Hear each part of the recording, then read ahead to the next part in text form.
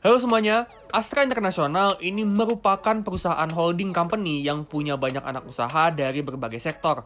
Nah, kali ini kita akan bahas gimana sih kinerjanya Astra selama beberapa tahun terakhir. Terus juga kita akan bahas gimana masa depannya Astra dan apakah saham Astra dengan kode saham ASII ini layak untuk kita koleksi untuk investasi jangka panjang. Sebelum kita mulai, subscribe dan tekan lonceng supaya kalian bisa up to date sama channel Todopedia. Oke, kalau gitu langsung aja kita mulai.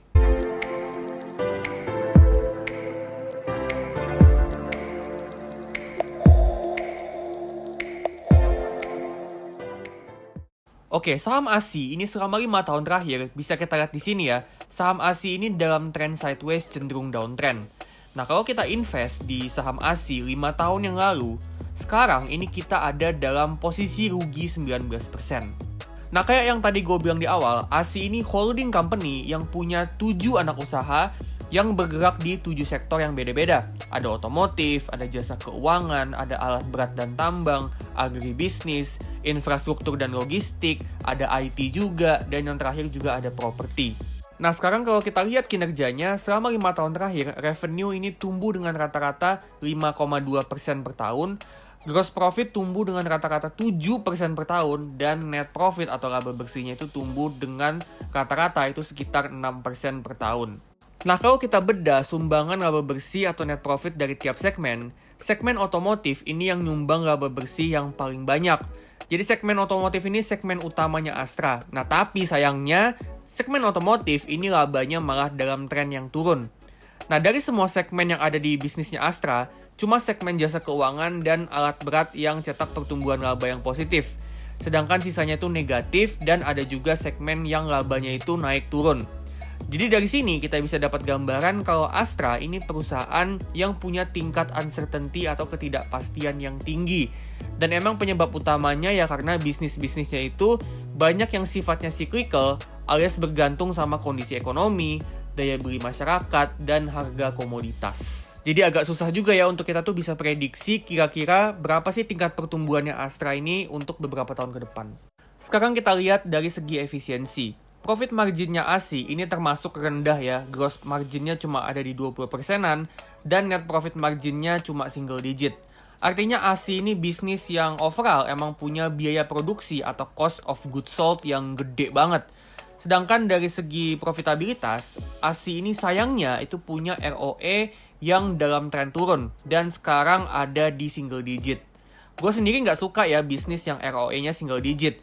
Gue mau minimal 10% untuk bisa dianggap profitable. Dari segi kemampuan bayar utang, ASI ini punya liabilities to equity yang di bawah 1 kali, dan trennya turun, yang mana ini bagus banget. Dan current ratio-nya itu dalam tren naik yang juga pertanda bagus.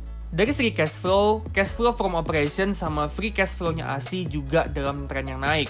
Tapi emang ada naik turunnya juga ya. Dan ini memang lagi-lagi ngasih gambaran ke kita kalau Astra ini bisnis yang punya tingkat uncertainty yang tinggi. Nah, terus ke depannya gimana nih dengan masa depan dan prospeknya ASI?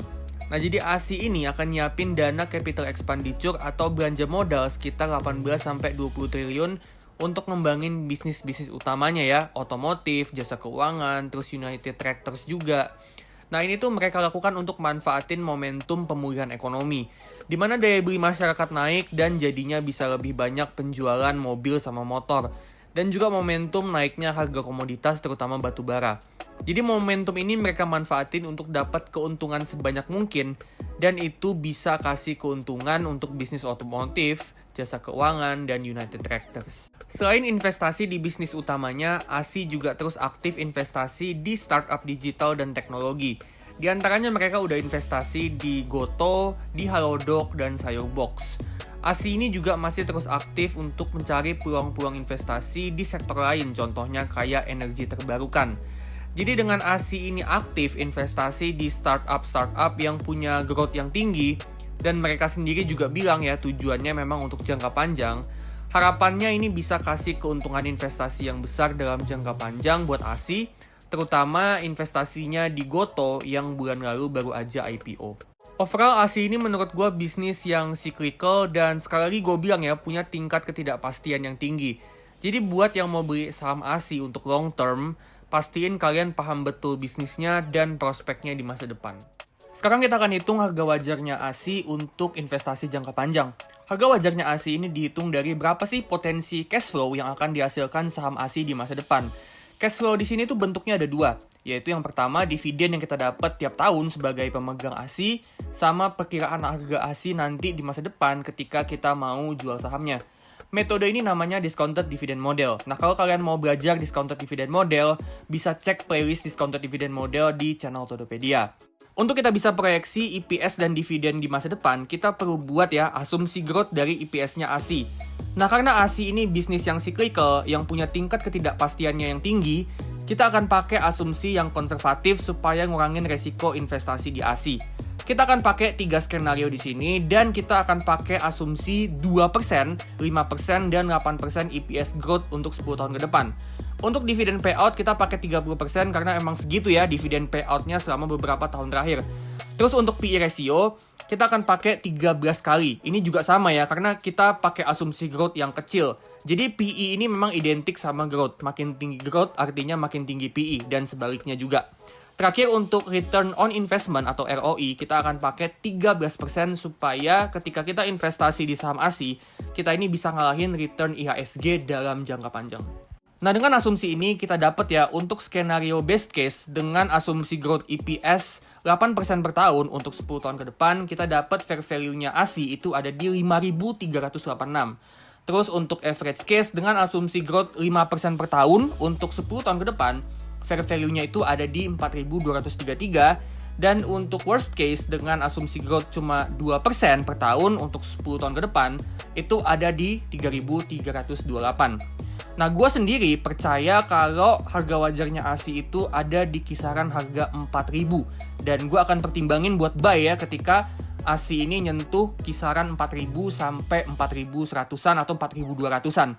Tapi yang jelas ya di harga sekarang nih di 7.000, ini udah kemahalan banget untuk investasi jangka panjang. So, apakah buy ASI di harga sekarang?